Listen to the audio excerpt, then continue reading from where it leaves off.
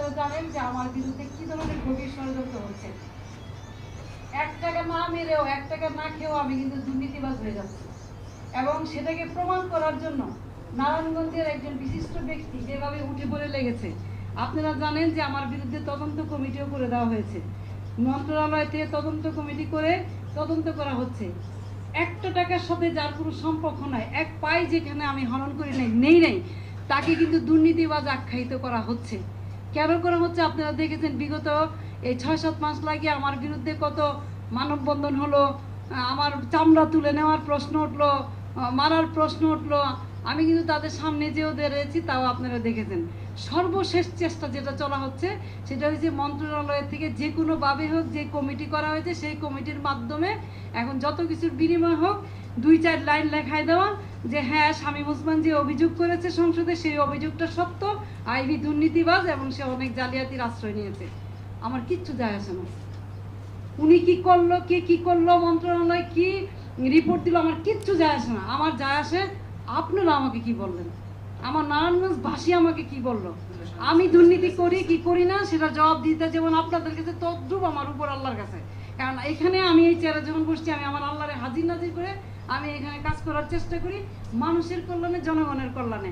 তো যুগে যুগে তো বহু কিছুই দেখেছি যে যারা ভালো কাজ করে তাদেরই বেশি হ্যাসেল হইতে হয় আমাদের এই 3য় বিশ্বের। আর আমার ভাগ্যে কি আছে আমি জানি না, কিন্তু আমি যতক্ষণ পর্যন্ত এখানে থাকবো ততক্ষণ পর্যন্ত আমি সাধারণ মানুষকে নিয়ে কাজ করব এবং আমি আমার কাজ করেই যাব, আমাকে যতভাবে আখ্যা দেওয়া হোক না কেন, যাই করা হোক না কেন। তাই যাই হোক, আমি আপনাদের কাছে এই এলাকাবাসী এবং এই টাকাটাও আমরা হচ্ছে মানে ওয়ার্ল্ড ব্যাংক আমাদের MGSP নামে একটা প্রজেক্ট চলে, তাদের কাছে আমরা একদম প্রথম ফার্স্ট প্রায়োরিটি আমরা এই প্রজেক্টটা দিয়েছি। আমি আশা করি যে ওরা এটা ফাইন্যান্স করবে।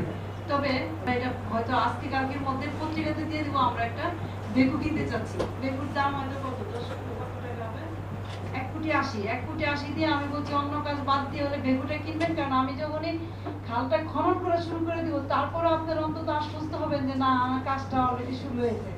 তারপর আমরা ধীরে ধীরে অন্যান্য যেগুলি আছেন আমাদের যে ড্রয়িং ডিজাইন ওনারা করে দিয়েছেন সেগুলির জন্য আমরা এস্টিমেট করব। তবে আমি আশা করব যে আমাদের এই পরিষদের আর 1.5 বছর টাইম আছে। এই 1.5 বছর টাইমের মধ্যে হয়তো আমরা এটা শেষ করতে পারবো না, কিন্তু আমরা শুরু করে দিয়ে যেতে পারবো। শুরু করার পরে কেউ না কেউ শেষ করবে, এটাই কথা। আর অবৈধ স্থাপনার ব্যাপারে যে কথাগুলি আসছে এখানে আমি তো সব কথা পুরোপুরি শুনি নাই। তবে আমি যেটা বলতে চাই, দেখেন অবৈধ স্থাপনার ব্যাপারে আমার মনে হয় বাংলাদেশের মধ্যে আমার মতো এরকম কেউ ভাঙচুর কেউ করে নাই। এইবার বলেন নদীর এইপার বলেন, সিদ্ধিরগঞ্জ বলেন আর নারায়ণগঞ্জ বলেন, এইরকম ভাঙচুর এইরকম আমার এই 4তলা বিল্ডিংও কিন্তু আমরা এই যে শীতলক্ষা যখন আমরা এই রাস্তাটা করি তখন কিন্তু ভেঙে দিয়েছি। নগরবাসী আপনারা খুব ভালো করে জানেন যে আমি ভাঙার ব্যাপারে কোনো কম্প্রোমাইজ নাই। সে আমার আত্মীয় না, স্বজন না, আমার দলের লোক না, কে, আমি কিন্তু এটা দেখি না। সিটি কর্পোরেশনের জায়গায় পড়েছে ছেড়ে দিতে হবে, আর যেখানে সিটি কর্পোরেশনের জায়গা নেই সেখানে কিন্তু আমি আপনাদের কাছ থেকে যে চাই যে আমার 2 ফিট জায়গা লাগবে, 2 জায়গা লাগবে, আমাকে দিতেই হবে, বিকজ এটা উন্নয়নের স্বার্থে। বাবুরাইল খালটা যারা দখল করে রেখেছে, আমাদের যে নিজস্ব জায়গা আছে আমাদের খালের, আমাদেরটাই যথেষ্ট, আমাদের কারো কাছ থেকে জায়গা চাইতে হবে না। আমি শুধু অনুরোধ করব আমরা যখন এটা ভাঙচুর শুরু করব, আমি এই মুহূর্তে ভাঙতে যাব না, আমরা যখন কাজটা ধরবো তখনই ভাঙবো। এখন অনেক দোকান আছে, অবৈধ দোকান আছে, অনেকে খাচ্ছেন, অনেকে আর্থিক অবস্থা ভালো না, ঠিক আছে দোকানদারি করতেছেন করেন, কিন্তু আমাদের যখন প্রয়োজন লাগবে তখন সাথে সাথে ছেড়ে দিতে হবে। আমি মাইকিং করব, আপনারা উইলিংলি ছেড়ে দিবেন। আর যদি ছেড়ে না দেন তাহলে অবশ্যই আমার এখানে যে উচ্ছেদ কর্মী টিম আছে তারা যে উচ্ছেদ করবে। এবং আমি আশা করি আপনারা না এই যে দেবক, বাবুরাইল এবং টানবাজারের এই যে যারা আছেন তারা সহ আমাকে সকলে আপনারা সহযোগিতা করবেন। এবং আমি এই পর্যন্ত আপনাদের কাছ থেকে সব ধরনের সহযোগিতা পেয়ে এসেছি।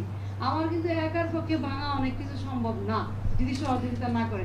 হয়তো দেখা যায় যে 100 জনের মধ্যে 5 জন এখানে বিরোধিতা করতেছে, কিন্তু 95 জনের সহযোগিতা করতেছে। আর এই বিরোধিতা একটা করার কারণ আছে, কারণ আমি এখন যখন আমার বাড়ির ওয়ালটা ভেঙে দিই তখন কিন্তু আমার মা একটু কষ্ট পায় যে আমার এতগুলি টাকার ওয়ালটা ভেঙে দিল বা এই করলো। কিন্তু যখন রাস্তাটা বড় হয়ে যায়, যখন একটা সৌন্দর্য কাজ হয়, যখন ভালো কিছু, তখন কিন্তু আবার অ্যাপ্রিসিয়েট করে, তারাই আবার ডাকে আসেন চা খেয়ে যান। এই অভিজ্ঞতাগুলি কিন্তু আমার 11 বছর যাবৎ আছে। এই জন্য আমি যে কোনো কাজ করতে আমি ভয় পাই না। আমি জানি আমার সাথে আপনারা আছেন, নারায়ণগঞ্জবাসী আছেন, সুতরাং এখানে ভয়ের কোনো কারণ নাই। চিন্তা করেছিলাম একটা 1 বছর পূর্তি উপলক্ষে, তখন ওনারা এই স্বপ্নটা আমাদের দেখিয়েছিল এরকম এরকম হতে পারে নারায়ণগঞ্জ একটা চারদিকে পানি, চারদিকে খাল, এই সিটিটা এইরকম হতে পারে। সেই স্বপ্নটাকে আমি মাথার মধ্যে ধরে রেখেছি যে কিভাবে আমি আমার সমস্ত খালগুলিকে উদ্ধার করব। এই উদ্ধার কার্য করতে যাই কিন্তু বেকুকি না, তারপরে এই যে আপনাদের এই বিভিন্ন দাতা সংস্থার সাথে কথা বলে টাকা ম্যানেজ করা, ইনশাল্লাহ এগুলি সবই হয়ে যাবে। আমি সময়